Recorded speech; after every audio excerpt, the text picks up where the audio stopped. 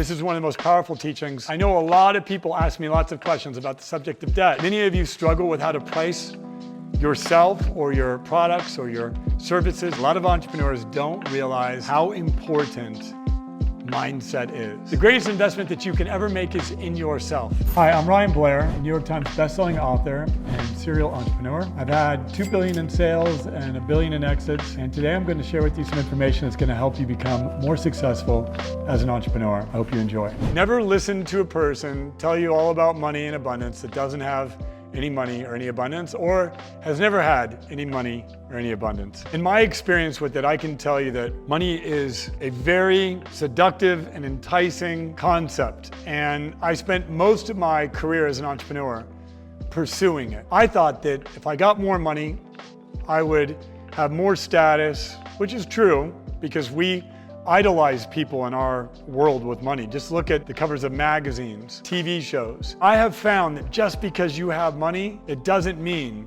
that you have happiness, that you have love, that you have joy, that you're actually happy. In fact, there are studies that show that the more money that you have, the less happy you become, because you go from a place where you're striving and you're climbing and you're seeking success to a place where you have more than what you need. It's really important as spiritual entrepreneurs that you realize that there's more to being a spiritual entrepreneur than one might think. When you sign up for the spiritual path, you are making a pledge to be different when it comes to your money. And if abundance and money is scarce to you, there's a spiritual reason for that. And it may very well be because of a lack of understanding. Because we have to look at our actions, the work that we do, even our transactions as sacred and spiritual as spiritual entrepreneurs. And when we don't, when we drift back into secular entrepreneurship and we follow the path of the industrialists that we're seeking to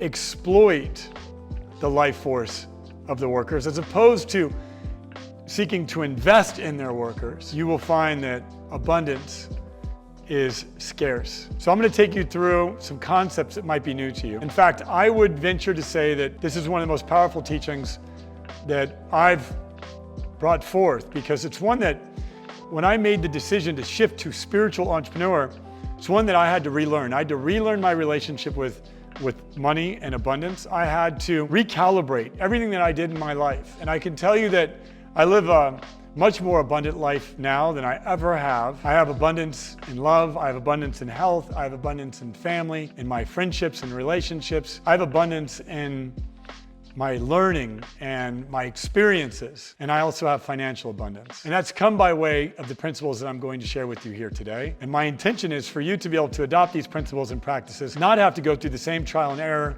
that I've had to go through, and be able to implement them right away. We're going to talk about harnessing spiritual abundance, nurturing the soul and environment. Very important to being a spiritual entrepreneur is having an environment that nurtures you. We're going to talk about money and debt. I know a lot of people ask me lots of questions about the subject of debt. I've talked to entrepreneurs that have told me how their whole life is controlled by the fact that they have $50,000 in credit card debt, and they live in total fear, and they never think they'll get out of it. Then we're going to dive into the many facets of abundance. We're going to talk about how to overcome scarcity. The enemy of abundance is scarcity. And the way that we overcome that enemy is we go into spirituality. Because in the material world, there is a lot of scarcity. If you look at the material world, it is built around scarcity. Many marketing techniques are going to have you believe that there are limited resources, there are limited seats, there's a limited offer. The marketing world and the capitalistic world uses scarcity day in and day out to try to shift you into action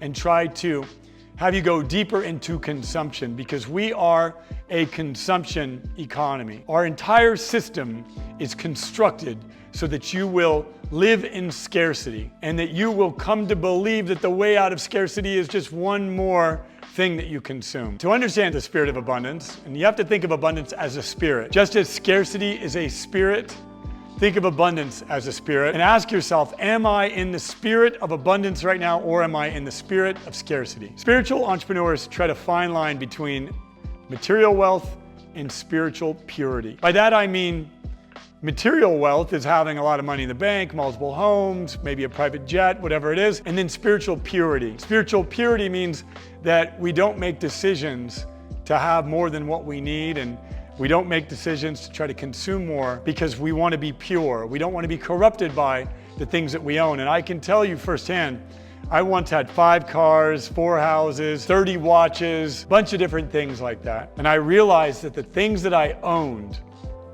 me. I had to worry about insurance policies. I had to worry about renters in my home. I had to worry about a number of things that took me out of my creative pursuits. It took me out of my purpose. I would wake up every day and worry about the different things that could come my way that would take my wealth away from me, because I had acquired these things because I thought they would give me happiness and thought they would give me status, and what they really gave me was a curse. They gave me scarcity. The spirit of abundance links wealth with actions and beliefs that shape us, extending beyond physical currency. We're going to talk more about that later. Individual character is revealed through capacity, which is your cup.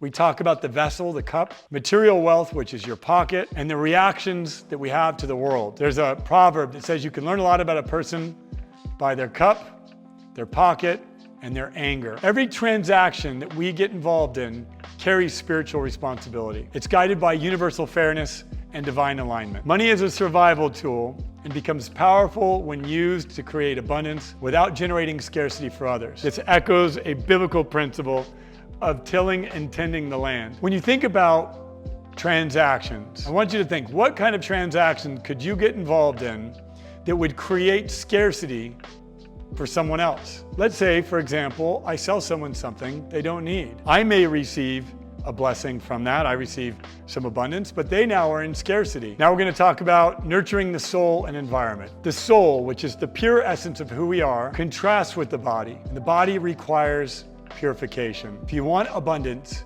you need to purify your mind and your body so that your soul can attract the abundance that your role requires. Fulfilling responsibilities helps optimize our potential, generate wealth, and contribute positively to the world's energy. If we are seeking more income in our lives and we want more financial resources, well, why do we want those resources? Because we want to increase our level of responsibility. Now, many entrepreneurs that I have coached have come to me and said, I want more resources, I want more money, I want more success. And I say, great, here's more responsibility. And they fail in their responsibility. And so then they fail to attract the abundance that they seek. Learning and study are integral parts of spiritual growth. Also, investing in soul experiences that teach us about ourselves. These are integral parts. I know people that are seeking abundance, but yet they won't leave their house. They won't invest in themselves. They won't hire a coach. They won't come to an experience, but yet they want abundance. They want more resources, but they're not being abundant with themselves, which is telling the world, it's telling the universe, it's telling the creator, I am attached to this concept called scarcity, which means that you have built a bridge between you and your creator. The natural world reflects spiritual growth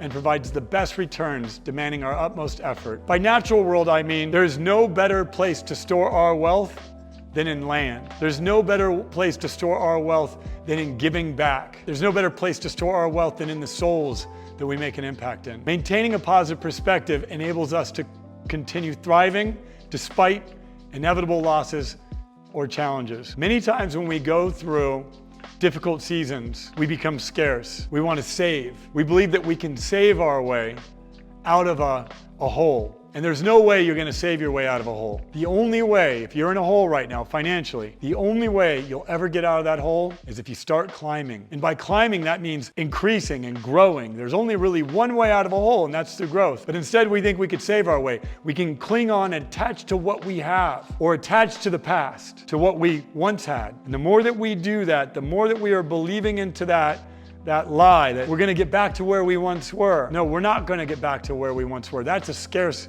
mindset. We're going to go far beyond where we once were. We fell off the mountain that we were once on so we could climb an even better mountain. That's an abundant mindset, as opposed to looking back at the past mountain saying, I got to get back there. It's like, no, I'm going into a whole new stratosphere. And in order to do that, we have to realize that money is a spiritual tool. Many entrepreneurs that I know are very much challenged by the failures that they've had. But when you really start to think about failure, and realize that once you fail, you start to climb again. And so that's the reason why you called the failure into your life, was so that way you would begin to climb again. I know this all too well because I got to a top of a mountain one time, a big mountain by financial measurement. I had 100 million a year in profit, 635 million a year in revenue, but I quit climbing. I was just sitting there saying, look at me, look how great I am, look how much money I have, look at my jet, look at my watches, look at my cars, look at my homes. I quit climbing. And so what happened? I fell off that mountain. And now I'm climbing an even bigger mountain, a lifelong mountain, a sustainable mountain, a spiritual mountain, a mountain that is filled with positive energy and positive fuel sources, a mountain that is fueled with the fruits of the Spirit. And that's a mountain that I'll be climbing for the rest of my life. The mountain that you're climbing as a spiritual entrepreneur, especially in participation in community that we have here at AlterCall, is a mountain that will grow you indefinitely. And the more that you grow, the more that you climb, the more abundance that you will receive. Now, I want to talk about debt. Debt, in terms of lending and borrowing, are an inherent elements of commerce. We have to reflect on the debt that we owe to society, the debt that we owe to our families, the debt that we owe to our ancestors, to Mother Nature. When people tell me that they hate debt and that debt is, something that they're totally against whatsoever, I want to remind them that we are in debt spiritually. Every day we wake up and we should realize that our contract has been extended and that we have a debt to pay for that extension, that we are here to serve and to give and to have gratitude and to share. And that is a form of debt. Now, when we take on debt, we need to obviously repay it. We need to take it on for the right reasons. When we issue debt, we cannot be predatory. Many lenders out there are predatory in the way they issue debt, doing what they call hard money loans, or doing loans that keep people in a cycle of debt forever. And there's biblical principles around this, and we see it in our society. Payday loans, for example. We see people in this recurring cycle of debt that they'll never get out of because of predatory lending practices. And that is the opposite of spirituality. We must make informed decisions when determining the price of goods. I want to talk about this. Many of you struggle with how to price yourself or your products or your services in the marketplace. We have to think about our pricing as spiritual pricing, not as marketplace pricing. We need to avoid predatory pricing because these are counterproductive acts of goodwill. Meaning that when we price something, we should price it in such a way where we realize that we're receiving the value and nothing more that we're offering and that we're tendering.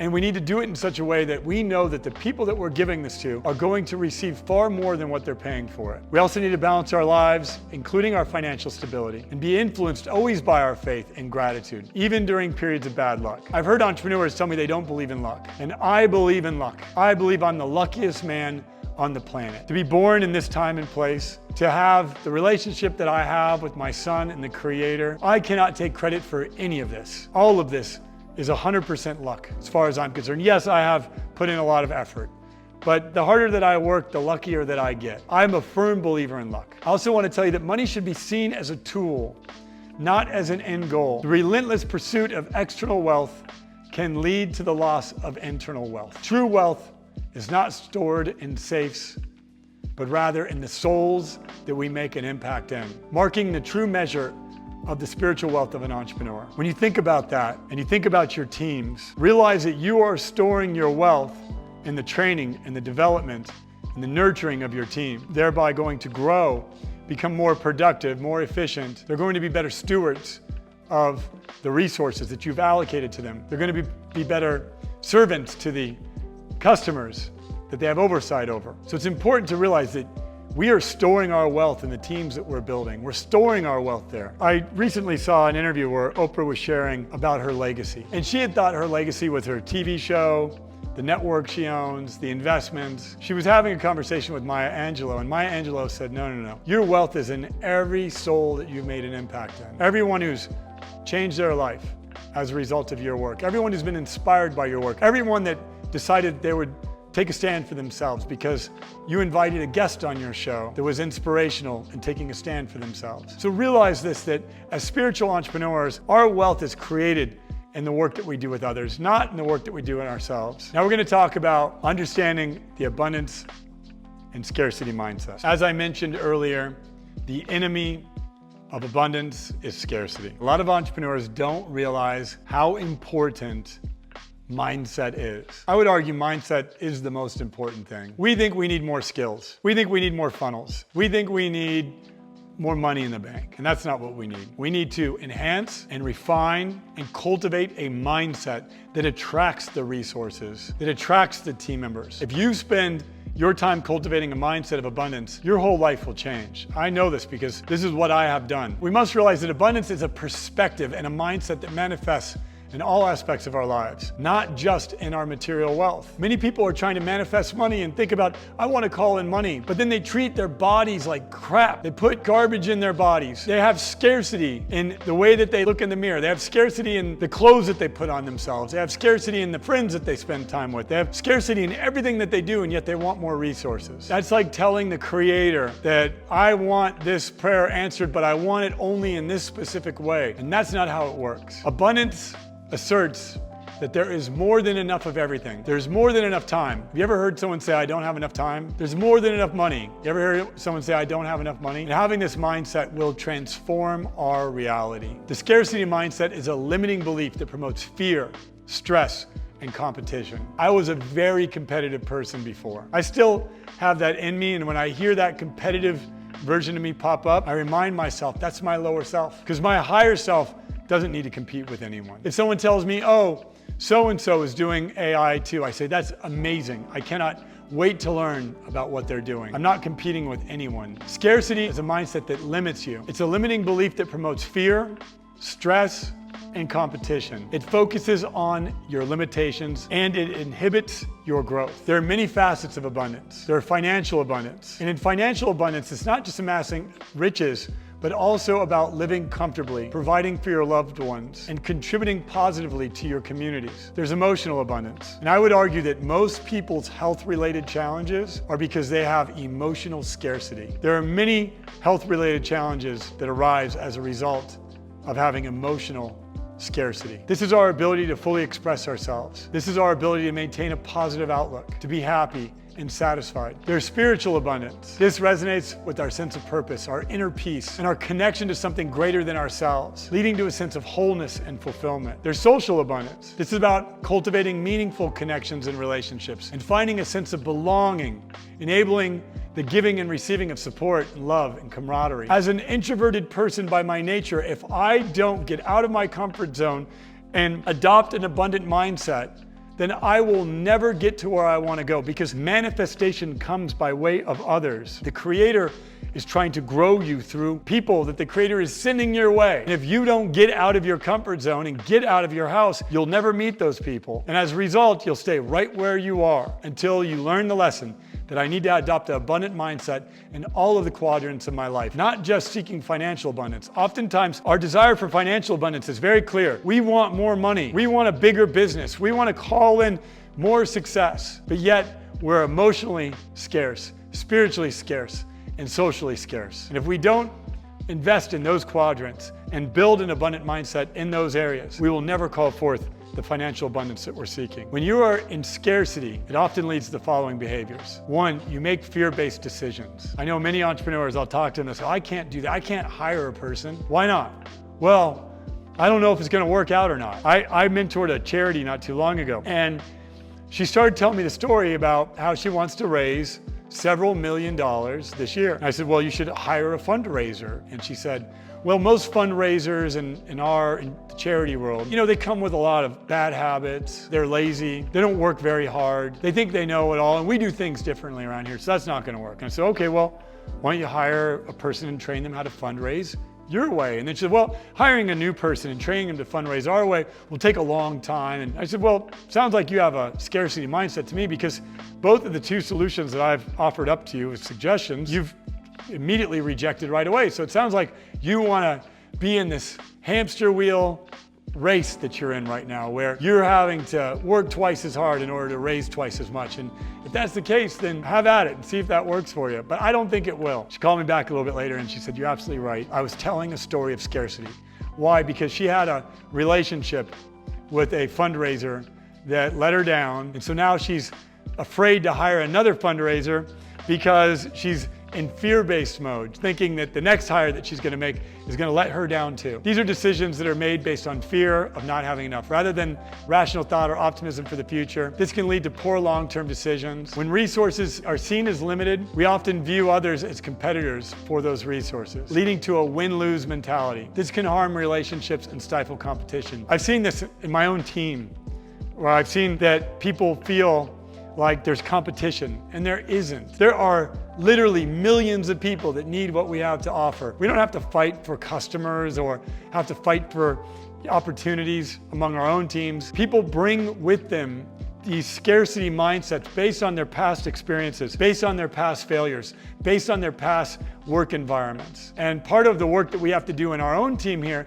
is we have to help them let go of that baggage and adopt a new mindset so that they can bring abundance not only to our vessel, which is AlterCall, but also to their lives in multiple different categories as we've discussed. They also have a short-term focus. When you don't have an abundant mindset, you have a short-term focus, meaning you only care about what you're doing this month. You're not thinking, how do the decisions that I make today impact the next 3 months, 6 months, 9 months? What are the decisions that I'm making today, and how are they going to impact my 10-year horizon? This mindset often leads to people focusing on immediate needs at the expense of long-term planning and investment. It's a survival mentality. I've seen it where someone will say, well, I can't buy that because I don't have the money. Henry Ford has a great quote that changed my life when I heard it. If you need a machine and you don't buy it, you end up paying for the machine and you don't get it. Why would you not buy the machine? Because you have a scarcity mindset. Hoarding and overconsumption is a scarcity mindset. Not wanting to part ways. I have to save money, I have to save money, whatever I do, I have to save money, because if I don't save money,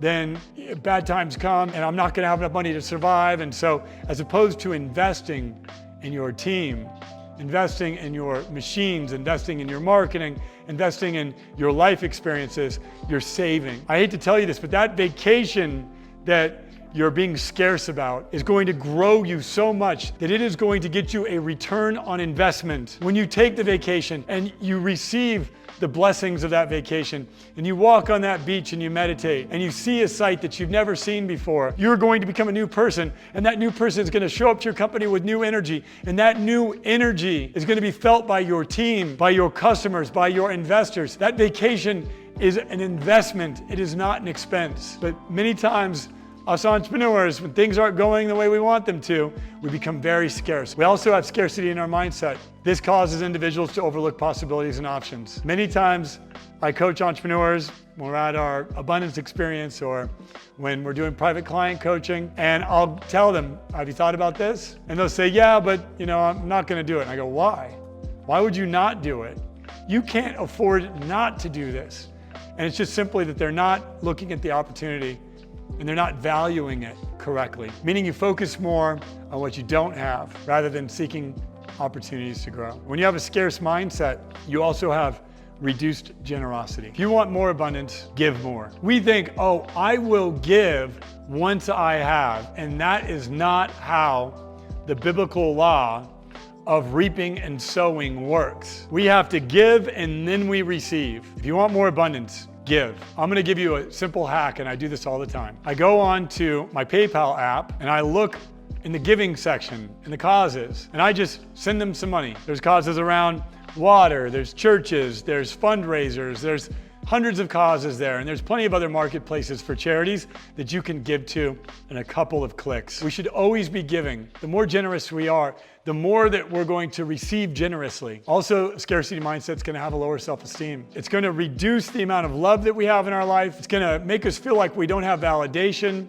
that the acceptance we have is not rich enough. It's going to create a lack of confidence, a lack of motivation, and feelings of unworthiness. It's really important when we feel unworthy, when we feel a low self-esteem, for us to identify that that is a scarcity mindset. We as human beings have unlimited potential. We have so much more potential than any one of us has ever tapped into. There's a deep reservoir of untapped potential, and we should realize that we can overcome any past mistakes, that we can overcome any failures, that we can step into a new version of us, that we can reinvent ourselves at any time, but we have to adopt this mindset of abundance. So I'm gonna give you some tactics to do just that. One, we have to reframe our thoughts. We have to focus on what we have. We have to count our blessings. We have to express gratitude and acknowledge the wealth we already have in our lives. I have a wealth that I get to wake up every day and catch the sunrise and the sunset. I get to work with great team members, great clients. My son is growing and thriving. I'm in the best relationship of my life. I have to remember that I have everything I've ever dreamed of and more. And I have to remind myself every day, the first thing I do when I wake up is I remind myself that I don't have to work, I get to work. We have to change our language. We have to use positive, abundant language and avoid words that promote lack and scarcity. Every time I say I have to do something, I remind myself that I get to do something. It's a subtle change, but as we continue to evolve our consciousness, our language has to change. If you don't change your language, you will never change your mindset. Invite your friends and your family to call you forward, not out. Calling you out is scarcity. That's a negative thing. Calling you forward. Invite your team members as leaders and CEOs to call you forward when you use scarce language. My team does it to me all the time, and I'm grateful for it. Practice generosity. Share your time, your resources, and your love without fear of depletion. Invest in personal growth. There's an ancient piece of wisdom that I recently read, and it said that all spare time should be spent studying. After your psychological needs are met, after your financial needs are met, you should spend the rest of your time studying. I'm constantly investing in my personal growth. You have to realize that this is where you're going to get the greatest return. The greatest investment that you can ever make is in yourself. Also, we must cultivate positive relationships. If you don't surround yourself with abundant people, you will not feel abundant. People rub off on us without even knowing it. We adopt their energy, we adopt their language, we adopt their ways of thinking, their beliefs, their expressions, their mannerisms. You have to surround yourself with people that are abundant. And obviously, we have to embrace abundance, not as a destination, but as a journey. Now, I'm going to give you some action items here. Well, a couple principles first. One is we must use it or lose it. Money is not to be accumulated as a spiritual person. Money is not to be hoarded. Money is to be shared. Now, we share abundance by expanding our vessel and expanding our responsibility. Now, that might mean that we take on new team members. We develop new products. We take on new avatars, new customer segments. That might mean that we decide to expand our impact. But we shouldn't just sit there and think as spiritual people that we're going to be able to minimize the amount of impact that we make and maximize the amount of capital that we receive. We should be sitting there looking at our vessels and our business vehicles as opportunities to expand. And so if you expand your responsibilities, you will expand the resources that you receive to tend to those responsibilities. We also must reject victimhood. Victimhood is the most scarce way that we can operate. If we think that we're a victim of our failures, a victim of our circumstances, a victim of our past and our traumas, the things that have happened in our life didn't happen for us, but rather happened to us, then we are going to be stuck. Many entrepreneurs that I've worked with, they are stuck in a victim story, in a victim mentality. If you want to be truly abundant, you have to break out of victimhood. Now I'm going to give you some action steps. One, let's write down areas of scarcity that we need to work on. After I've just jogged your memory about scarcity, abundance, talked about spirituality, I've shared the spiritual aspects of transactions, of debt, of pricing. What came up for you? What resonated? Where did you say, yep, that's the issue? Was it health? Was it emotions? Was it finances? Was it relationships? Was it getting out of the house and becoming social? Was it in the people that you surround yourself with? Where did you identify some areas of scarcity that we need to work on? What are you not utilizing right now that you could? Resources, network, capital. Your capital is supposed to be deployed to make the world a better place as spiritual entrepreneurs. Where are you not deploying? What do you need to let go of right now that is holding you back from an abundant mindset? What are you spending your money on right now that you shouldn't be spending your money on? What are some of the things that you're buying and spending money on that isn't furthering your desired impact? And in some cases, what should you be spending money on? There were times in my life where I had a scarcity mindset and I said, I'm not gonna buy any clothes for couple of years, because I'd once upon a time spent, hundreds of thousands of dollars on clothes. And I realized that was a scarcity mindset. Now, I didn't necessarily need to buy new clothes for a little while, but I didn't need to necessarily wear the same clothes every single day for years on end because I was trying to somehow serve the greater good by not consuming more clothes. It's important that we invest in ourselves, that we take good care of ourselves, that we feel good, that we look good. As spiritual entrepreneurs, we often get it wrong. We make small, little scarce decisions here or there, and we think that sacrifice is the way forward, and it's not. Investment is the way forward. So I ask you to write down the areas that you need to stop investing in, and write down the areas that you need to start investing in. What skills do you need to invest in to grow? What areas do you want to invest in yourself? When you tell our creator that I want to learn to sing, I want to learn to box, you're saying I'm investing in a new version of me, which I do. Or maybe you want to learn the violin or want to learn the piano. Oftentimes though, we believe, oh, I'll start learning the piano someday down the road when I have more money or more time. That is a scarce belief. I'm going to start learning the piano right now. And that is going to bring me so much joy and so much love that's going to expand my vessel. And I'm going to have more time and more energy to do the things that I love because I'm investing in myself. I hope you enjoyed this video. Do me a favor, like, subscribe, share, help boost this video. I want to get the word out about my work and I could use your help. Thank you so much and God bless. If you want to learn more about how I help entrepreneurs scale their businesses and the work that I do with regard to culture, I'm offering an hour of my time to 8-figure entrepreneurs scaling to 9 figures, or if you're a 9-figure entrepreneur scaling to 10, I'd be happy to talk to you for an hour where we can dive into tactics and strategies on culture or anything else that you're up against as an entrepreneur scaling. It's on me because I want to meet people doing big things in the world, and I want to share with you what I'm up to as well. Go ahead and click on Learn More, book your time, and I look forward to meeting you.